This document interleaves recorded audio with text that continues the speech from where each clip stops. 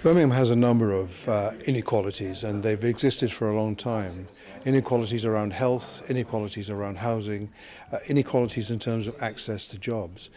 This multiple set of inequalities means that we've got to tackle it across the piece, because if you tackle just one of those, then the other inequalities, which often an individual is prone to, undermine the action you're taking in relation to the first.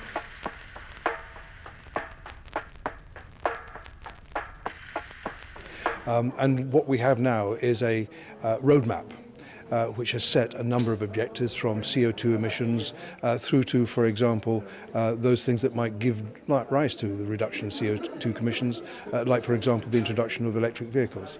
So all of that is now part of a roadmap which will take Birmingham towards becoming, hopefully, the greenest city in the UK over the next few years.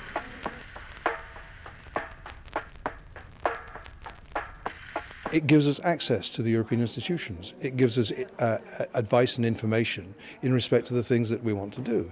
You're closer to the decision makers. You're closer to those offices which provide the information, the intelligence with which you can work with.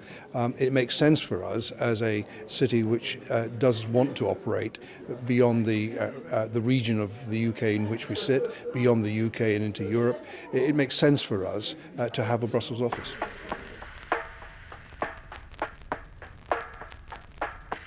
We've got local elections also, and because we've got local elections, we'll make sure that the campaigning around those local elections has an aspect of it which is European. So the literature that we put out, the meetings that we have, we'll try and ensure that the European candidates sit alongside or stand alongside our local authority candidates.